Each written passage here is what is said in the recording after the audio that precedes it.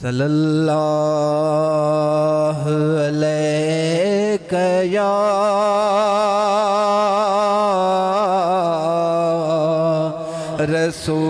رسول اللہ وسلم علیک یا حبیب اللہ سب پڑھو صلی اللہ علیہ یا رسول اللہ وسلم علیک یا حبیب اللہ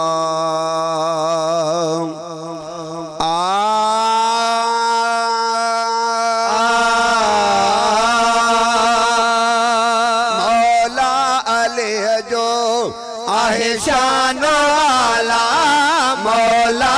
ہے جو آہ شان والا مجلس میں کب محفل میں صدا مجلس میں کب محفل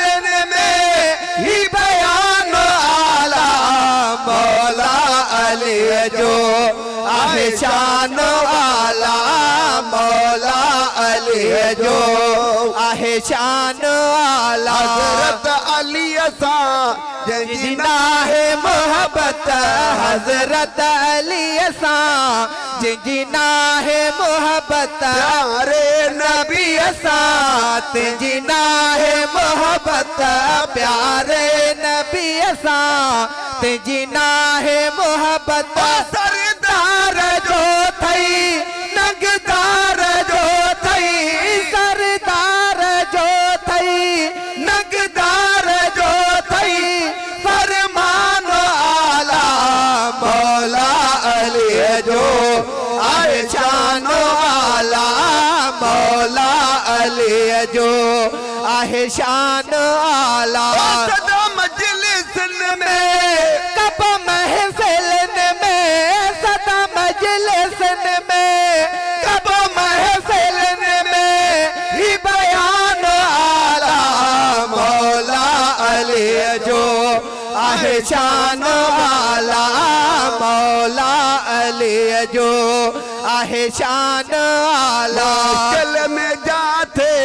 پکاریوں پیری اکھے مشکل میں جاتے پکاریوں پیری اکھے کسان جاتے ساریوں پیری اکھے کسان جاتے ساریوں پیری اکھے دلدار جو آتی تو یار جو دلدار جو آتی تو یار جو احسان والا مولا علی جو آہ شان والا مولا علی جو آہ شان والا مومن جو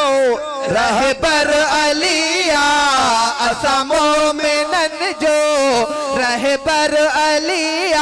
عاشقن جو دل بر علیہ اسا عاشقن جو دل بر علیہ شیر خدا تئی مشکل کشا تئی شیر خدا تئی مشکل کشا تئی مہربان والا مولا علی جو آہ شان والا مولا علی جو آہ شان والا صدا مجلس میں کب محفل میں صدا مجلس میں کب محفل میں ہی بیان والا مولا علی جو آہ شان والا سوالی نہ درتا واپس ورے پیو سوالی نہ درتا واپس ورے پیو سبن جو جھولو بھرے پیو سوڑو سبن جو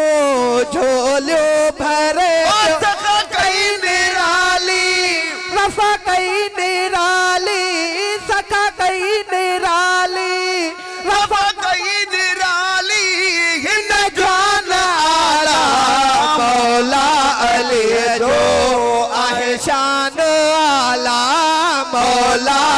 علی جو آئے شان والا مولا علی جو آئے شان والا صدا مجلس میں کب محفل میں صدا مجلس میں کب محفل میں ہی بیان والا مولا علی جو آئے شان والا مولا علی جو آئے شان والا ہوش سناگر آیا علی جو مدہوش سناگر آیا علی جو گولو گداگر آیا علی جو گولو گداگر آیا علی جو گداگر ولی جو سناگر علی جو گداگر علی جو سناگر علی جو آسن خان والا مولا علی جو آئے شان والا مولا علی جو آئے شان